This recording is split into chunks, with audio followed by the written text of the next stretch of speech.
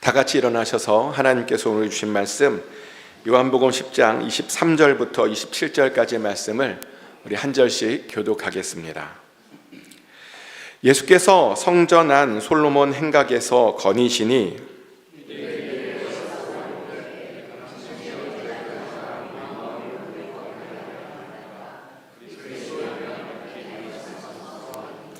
예수께서 대답하시되 내가 너희에게 말하였으되 믿지 아니하는도다. 내가 내 아버지의 이름으로 행하는 일들이 나를 증거하는 것이거늘. 다 같이 읽겠습니다. 내 양은 내 음성을 들으며 나는 그들을 알며 그들은 나를 따르느니라. 아멘. 자리에 앉겠습니다.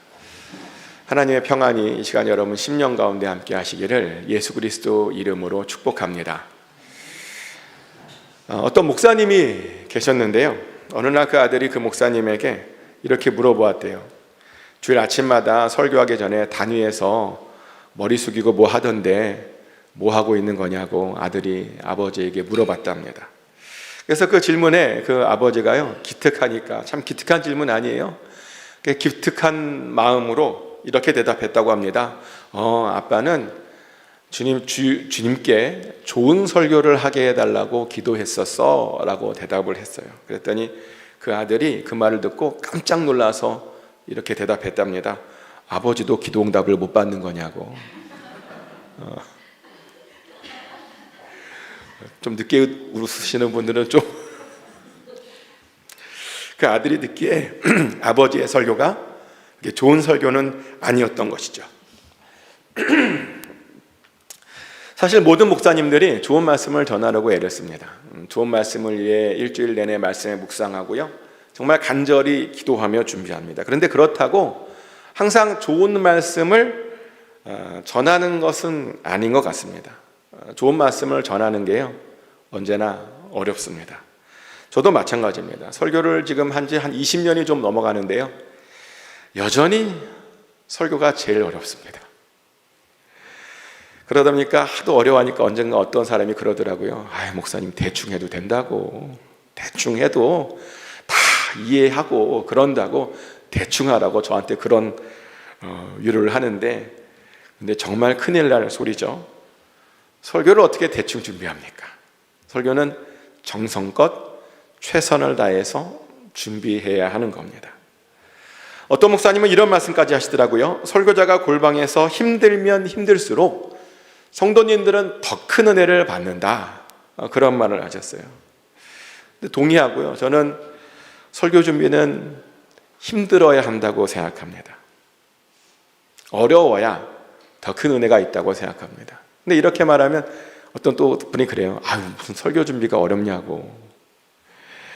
근데 왜 설교 준비가 어렵고 힘든 일이냐면요, 설교 준비란 단순히 성경 읽고 뭐 좋은 이야기 이렇게 붙여서 그렇게 전하는 게 아니거든요. 설교란 어떤 거냐면요, 말씀을 묵상한 후에 하나님께 음성을 듣고 그 들은 말씀대로 내가 일단 살아보고 그리고 전하는 것이 설교입니다. 왜냐하면 그래야, 이렇게 살아보고 전해야 그 말씀에 진정성이 담겨 있기 때문이죠. 살아보지 않고 전하는 말씀은요, 듣기에는 좋을지 모르지만 진정성이 없습니다. 그리고 그런 말씀들은 말씀대로 살려고 하는 사람들의 삶을 오히려 더 어렵게 만듭니다. 살아보지 않고 전했잖아요. 실제로 예수님 당시에 바리새인들이 그랬죠. 그들은 자신들도 지키지 못할 말씀을 사람들에게 전하고 다녔답니다. 그러다 보니 사람들이요, 그걸 듣고 더 지키려고 하는 것이 아니라 말씀을 떠나버렸답니다. 아무도 그 말씀대로 살게 되지 않게 되었다는 겁니다. 말씀에요, 진정성이 없으면 그런 일들이 일어납니다. 그래서 말씀은 반드시 살아보고 전하는 겁니다. 그래서 어려운 겁니다.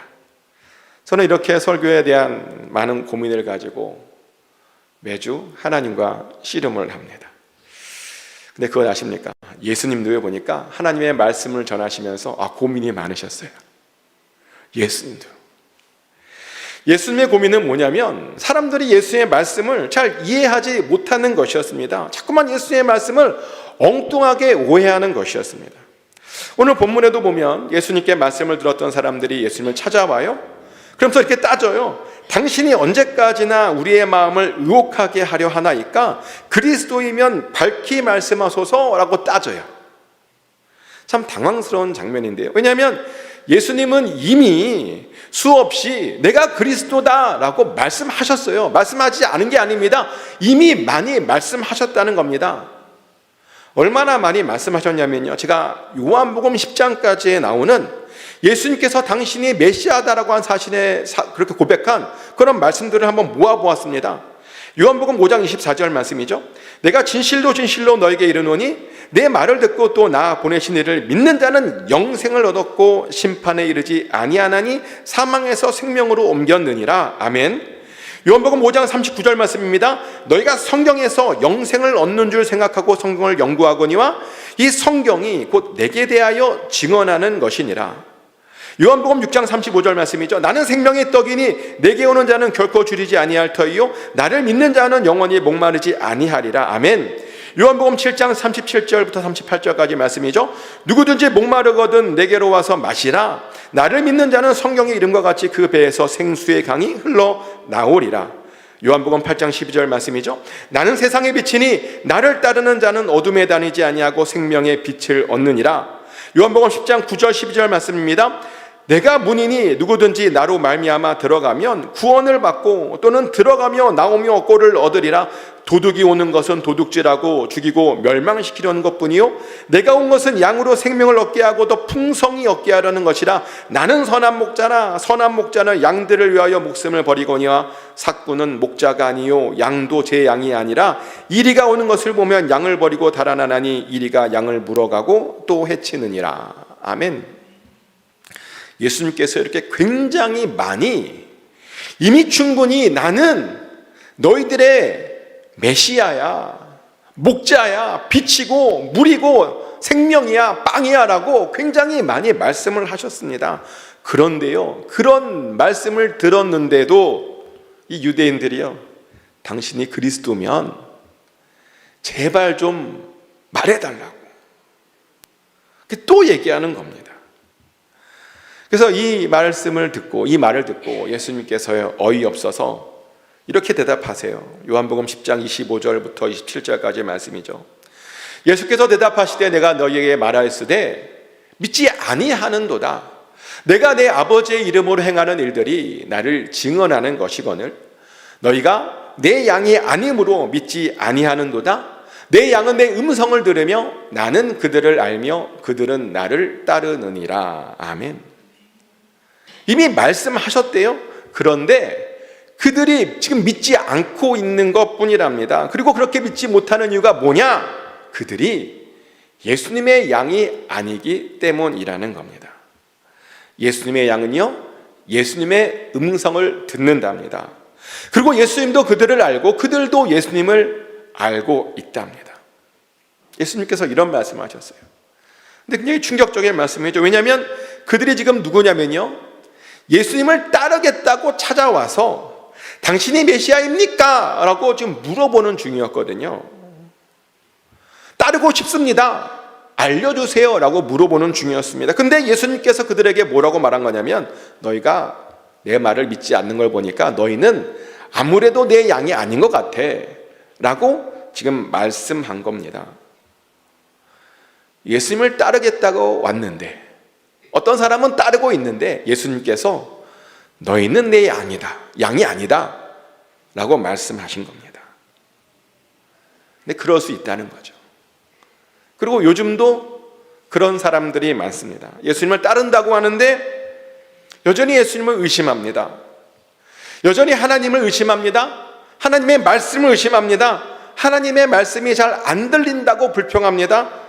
그러면 하나님께서 자신을 사랑하는지 내 인생에 관심이 과연 있는지 잘 모르겠다라고 말을 합니다. 그런데요, 그런 사람들에게 예수님께서 해주시는 말이 그런 겁니다. 아직도 그것을 믿지 못하는 걸 보면 너희는 내 양이 아닌 것 같아 라는 그런 말씀을 하고 있는 겁니다. 그리고 맞죠? 사실 우리도요, 예수님께 굉장히 많은 말씀을 들었습니다. 우리를 얼마나 사랑하시는지, 우리를 위해서 어떤 계획을 갖고 계시는지 우리가 굉장히 많이 들었습니다. 이사야 43장 1절에 이런 말씀이 있어요. 야곱아, 너를 창조하신 여호와께서 지금 말씀하시느니라. 이스라엘아, 너를 지으신 이가 말씀하시느니라. 너는 두려워하지 말라. 내가 너를 구속하였고 내가 너를 지명하여 불렀나니 너는 내 것이라. 아멘. 이런 말씀하셨어요. 에베소서 1장 4절 5절에서는 이런 말씀하셨습니다. 곧 창세전에 그리스도 안에서 우리를 택하사 우리로 사랑 안에서 그 앞에 거룩하고 흠이 없게 하시려고 곧 그 기쁘신 뜻대로 우리를 예정하사 예수 그리스도로 말미암아 자기의 아들들이 되게 하셨다라고 말씀하셨습니다. 로마서 8장 28절에서는 이런 말씀하셨습니다. 우리가 알거니와 하나님을 사랑하는 자 곧 그의 뜻대로 부르심을 입은 자들에게는 모든 것이 합력하여 선을 이루느니라 라고 말씀하셨습니다. 그렇죠? 하나님께서 우리를 지명하여 불렀습니다. 아멘. 우리는 하나님의 것입니다. 그리고 우리의 부르심은 창세전부터 계획된 것입니다. 그 하나님의 기쁘신 뜻을 따라서 예정된 것입니다. 그래서 우리는요, 하나님을 사랑할 수밖에 없습니다. 그리고 하나님을 사랑하는 자는 그 기쁘신 뜻대로 모든 것이 합력하여 선을 이루게 되어 있습니다. 우리의 삶에 그런 하나님의 선이 나타나고 있다는 겁니다. 이렇게 말씀하셨어요. 하나님께서 이미 우리를 사랑하시고 우리의 삶 가운데 선이 있다라고 말씀하셨습니다. 그런데도 믿지 못하면 어쩔 수 없다는 겁니다. 그 사람은 예수님의 양이 아닐 수 있다는 거죠. 근데 이렇게 말하면 어떤 분은 또 이런 불평을 해요. 아유, 하나님께서 나에게 직접 한 번도 말씀하지 않으셨다고. 내 귀에 직접 말씀하지 않아서 내가 이렇게 못 믿고 있는 거라고 이런 말씀하시더라고요. 근데 하나님께서 과연 여러분들에게 직접 말씀하지 않으셨습니까? 말씀하셨어요. 제가 지금도 이렇게 말씀하고 있지 않습니까? 하나님이 여러분들을 정말 사랑하세요. 아멘? 지금 하나님께서 제 입술을 빌어서 여러분들에게 말씀하고 있는 겁니다. 말씀을 하셨어요. 예수님께서는요, 우리들을 사랑한다고 지금도 이렇게 계속 말씀하고 있다는 겁니다. 그런데 왜 듣지 못했다고 그러냐는 겁니다. 근데 그럼에도 불구하고 듣지 못했다 그러면 정말 어쩔 수 없죠. 듣지 못했다고 하는 분은 예수님의 양이 아니어서 그렇게 말한 것일 수밖에 없다는 겁니다. 왜냐하면 우리가 양이라면 우리는 반드시 예수님의 음성을 듣게 되기 때문입니다. 예수님의 음성을 듣는다라고 하는 것은 우리가 하나님의 양, 예수님의 양이라고 하는 표시이라는 겁니다. 그리고 하나님께서는 계속 당신의 양에게 말씀하시죠. 그래서 우리는 하나님의 양이라면 계속 끊임없이 하나님의 음성을 듣게 됩니다. 그런데 또 많은 분들이 이 하나님의 음성을 듣는 것에 대해서 또 오해를 많이 하세요. 영화를 너무 많이 보셔서 하나님의 음성은 천둥 소리 이렇게 나타나야 음성으로 듣는다 이렇게 오해하시는 분들이 있는데 아니요. 물론 하나님께서 그렇게 천둥으로 말씀하실 때도 있습니다. 근데 그런 경우는요, 정말 아주 급하거나 아주 특별한 때밖에 없습니다. 일반적으로 하나님께서는 굉장히 인격적이시다 보니 우리에게 인격적으로 말씀하십니다. 가장 일반적인 방법은 강단에서 선포되어지는 말씀을 통해 우리에게 말씀하십니다. 하나님께서 말씀하는 방법이요, 강단에서의 말씀이라는 겁니다. 강단에서 우리에게 직접 말씀하시죠. 그래서 우리는 강단에서 선포되어지는 말씀에 집중하며 하나님의 말씀으로 들어야 되는 겁니다. 그리고 이 강단을 통해 말씀을 선포하시는 것은요, 놀랍게도 모세부터 내려온 전통이죠. 신명기 5장에 보면 하나님의 음성을 몇몇 사람들이 직접 들어요. 직접 듣고 놀래서요, 이런 이야기를 해요. 신명기 5장 26절 27절 말씀이죠. 육신을 가진 자로서 우리처럼 살아계시는 하나님의 음성이 불 가운데에서 바람을 듣고 생존한 자가 누구이니까 당신은 가까이 나아가서 우리 하나님 여호와께서 하시는 말씀을 다 듣고 우리 하나님 여호와께서 당신에게 이르시는 것을 다 우리에게 전하소서. 우리가 듣고 행하겠나이다 하였느니라. 아멘. 사람들이 직접 하나님께서 불 가운데 말씀하신 것을 들었어요. 근데 듣고 나니까 계속 듣다가는 죽을 것 같았답니다. 너무 무서운 거예요, 하나님의 음성을 듣는 게. 그래서 모세에게 말하기를, 모세가 가서 듣고 와서 그 들은 말씀을 자기네들에게 전해달라고. 그러면 우리는 그 들은 말씀대로 우리가 잘 지켜 행하겠다고, 듣고 행하겠다고 그런 말을 하죠. 그래서 하나님께서는요, 그때 이후로 당신의 뜻을 전할 때는 성도들에게 직접 말씀하지 않으시고 대언자를 사용하시게 됩니다. 때로는 사사의 입을 통해서, 때로는 제사장의 입을 통해서, 때로는 선지자의 입을 통해서, 때로는 강단 위의 설교자를 통해서 하나님의 말씀을 대언하게 되죠. 그 대언의 역사가 오늘 우리 예배까지 이렇게 내려온 것입니다. 그래서 우리는요, 강단에서 선포되어지는 그 말씀을 하나님께서 나에게 주시는 말씀 레마로 받아들여야 되는 겁니다. 그리고 실제로 강단 위에서 선포되어지는 말씀은 하나님께서 여러분들에게 주시는 말씀이 맞습니다. 그래서 우리는 그것을 집중하며 잘 들어야 됩니다.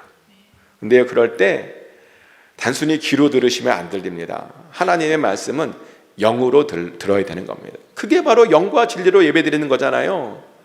영으로 들어야 되는 겁니다. 하나님께서 주시는 그 마음으로 우리가 그 말씀에 집중해서 들어야 한다는 겁니다. 우리가요, 영으로 들어야 하나님의 말씀이 제대로 깨달아질 수 있습니다. 그리고 그래야 그 말씀이 우리의 삶을 변화시켜 줄 수 있다는 겁니다. 말씀 듣다가 삶이 변한다는 말 많이 하잖아요. 그죠? 변화할 수 있습니다. 말씀을 듣다가 우리의 삶 가운데 기적이 일어날 수 있습니다. 그런데 그러려면요, 선포되어지는 그 말씀을 하나님의 말씀으로 들으면 됩니다.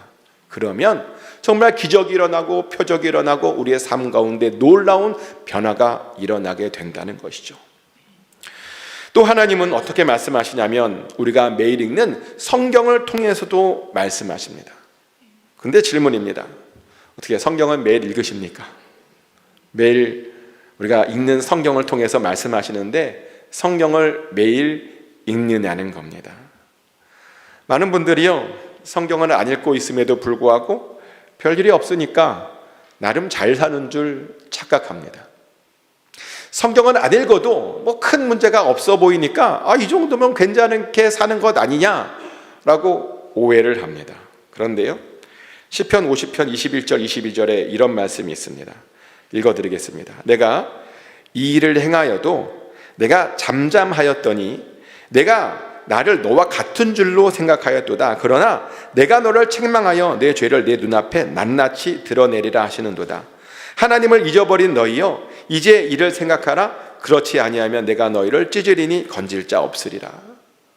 이게 무슨 말이냐면요, 하나님께서 잠잠해 있었더니, 그냥 아무것도 건드리지 않았더니 자기가 잘 살고 있는 줄 착각했다는 겁니다. 하나님께서 지금 오래 참으시는 줄 모르고 내가 이 정도면 잘 살고 있는 것 아니야? 라고 우리가 착각하고 있다는 겁니다. 그런데 그런 사람들에게 지금 경고하는 거죠. 하나님을 잊어버리고 있다고.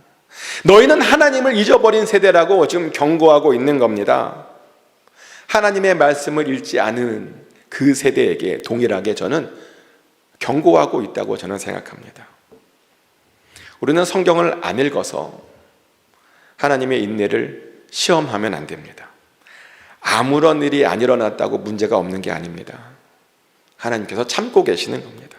그래서 우리는요, 평안할 때일수록 더 집중하며 하나님의 뜻을 행해야 됩니다. 더 집중해서 하나님의 말씀을 읽어야 되는 겁니다. 제가 항상 말씀드리는 것이 있죠. 성경은 우리 인생의 내비게이션이라고. 성경은 우리 인생의 자동차의 헤드라이트라고. 근데 많은 사람들이 이 내비게이션도 안 보고 아무것도 모르는 그 길을 막 가려고 합니다. 그러다 보니 자꾸만 가야 하는 길은 안 가고 엉뚱한 새길로 빠져서 고생하는 사람들이 많습니다. 또 많은 사람들이요, 헤드라이트도 안 비추고 이 어두운 인생길을 가려고 합니다. 그러다 보니까 자꾸만 도랑에 빠져서 안 해도 되는 고생을 그렇게 쓸데없이 한다는 겁니다. 그런데요, 사실은 인생의 길을 잃어버리고 도랑에 빠지는 것이 문제가 아니죠. 우리가 그렇게 성경 말씀 안 읽고 살면요, 하나님의 뜻을 알지 못해서 하나님의 영광을 가리게 됩니다.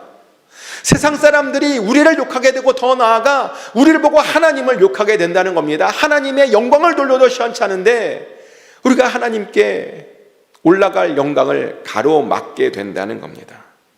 그래서 우리는요, 하나님의 영광을 위해서라도 반드시 성경을 읽어야 됩니다. 그렇게 바른 길을 가야 하는 겁니다. 또 세 번째로 하나님께서 우리에게 어떻게 말씀하시는가? 세미한 음성으로도 말씀하십니다. 열왕기상 19장에 보면 엘리야 선지자에 대한 이야기가 나옵니다. 엘리야 선지자가요, 이세벨이 자기를 죽이겠다는 협박이 너무 두려워서 광야로 도망을 가요. 근데 광야에 도망간 자기의 처지가 너무 한심해서 하나님께 이제 죽기를 구하게 되죠. 그랬더니 하나님께서 그 엘리야에게 어떻게 나타나시는가? 세미한 음성으로 나타나셨다라고 말합니다. 그리고 그 세미한 음성을 듣고 엘리야가 회복되고 다시 용기를 얻었다라고 말합니다. 세미한 음성에 구원을 받고 회복을 받고 용기를 얻은 것입니다. 그래서요, 우리도 하나님의 그 세미한 음성을 통해서 그런 용기도 얻고 구원도 받고 은혜도 받고 도움도 받을 수 있죠. 하지만 문제는 이 세미한 음성을 아무나 들을 수 있는 건 아니라는 겁니다. 어떤 사람이 들을 수 있는가? 하나님과 아주 친한 사람만 세미한 음성은 들을 수 있습니다. 그것은 우리를 봐도 알죠. 누가 이렇게 말하면 친하지 않으면 잘 안 들려요. 그죠? 제가 지금은 이렇게 말을 조금 하는데 옛날에는요, 제 발음이 안 좋아서 말을 잘 못했어요. 안 믿기시죠?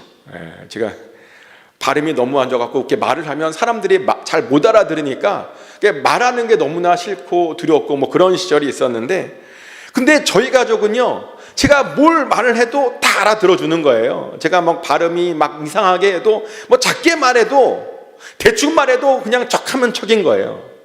얼마나 좋았는지. 근데 어떻게 그렇게 저희 가족은 제 말을 알아들을 수 있었던가? 저랑 친밀하잖아요.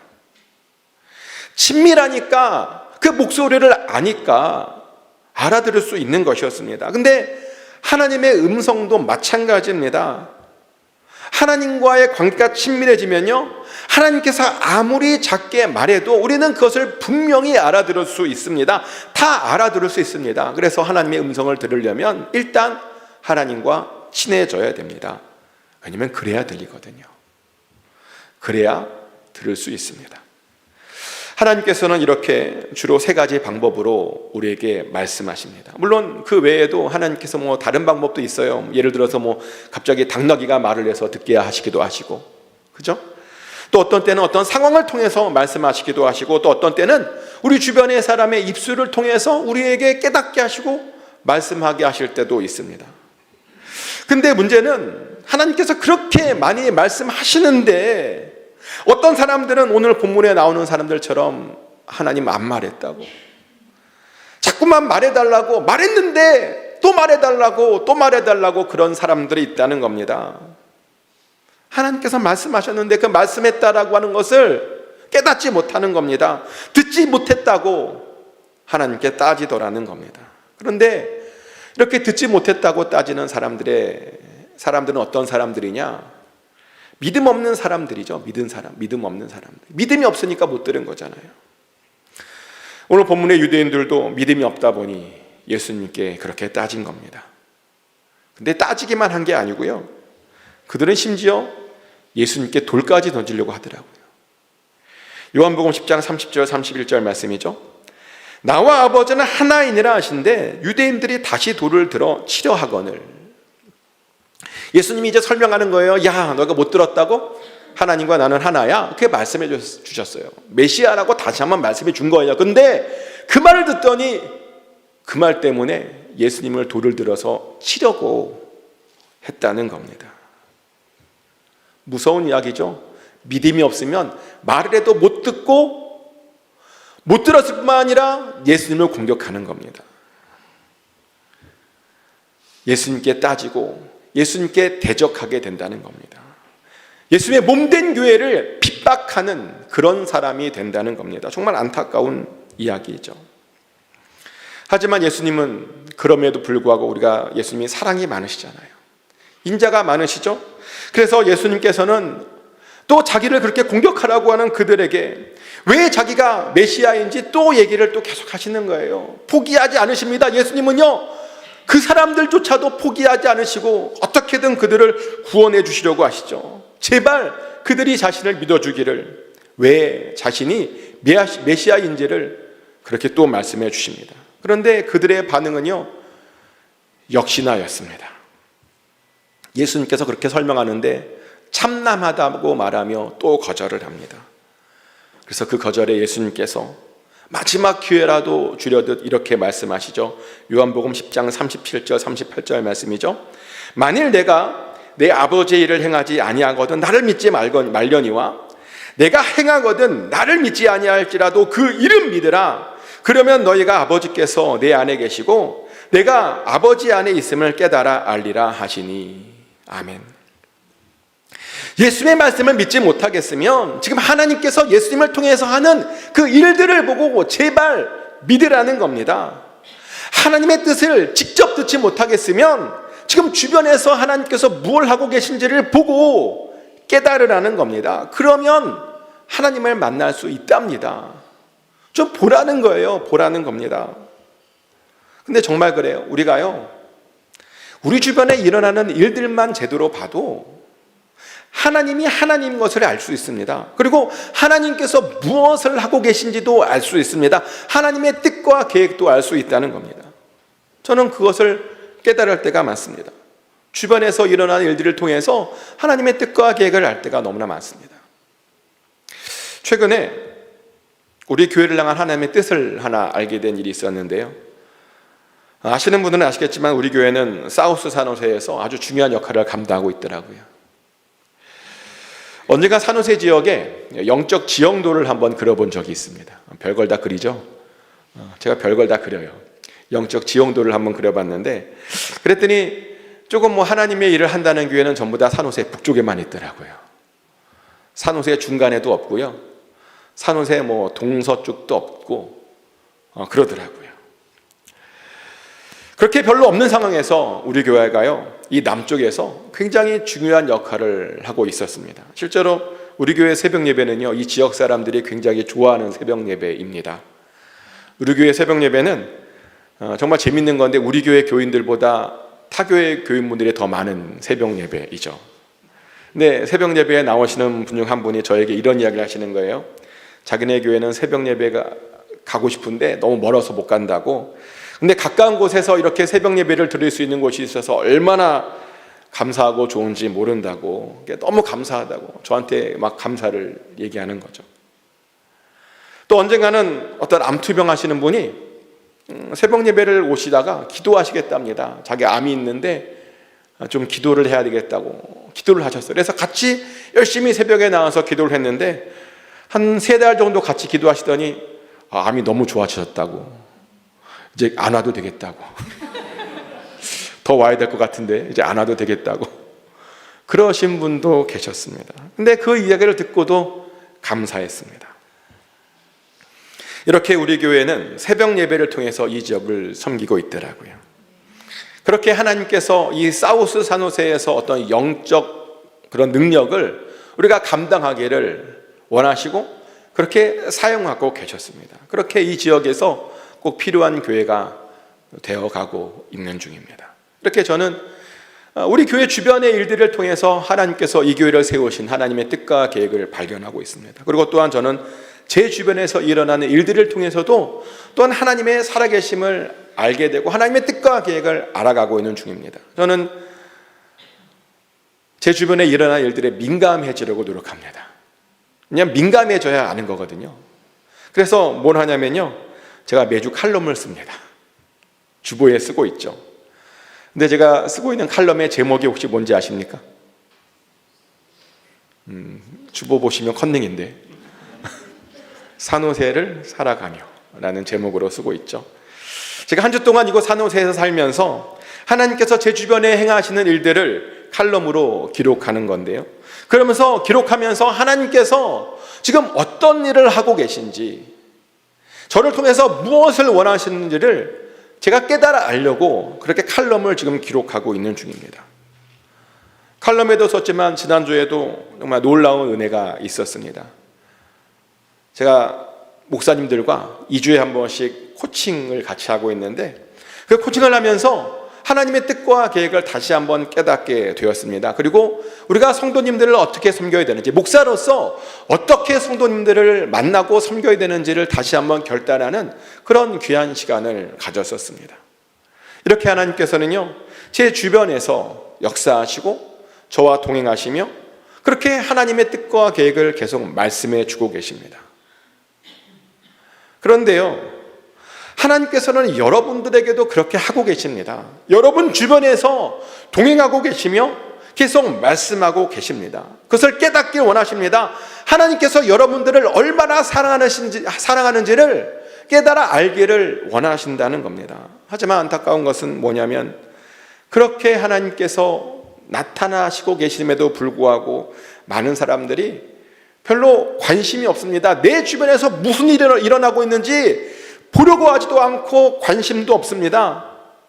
그러면서 하는 말이 언제 말씀해 주셨냐고, 언제 그렇게 하셨냐고, 몰랐다고, 듣지 못했다고, 그런 말만 합니다.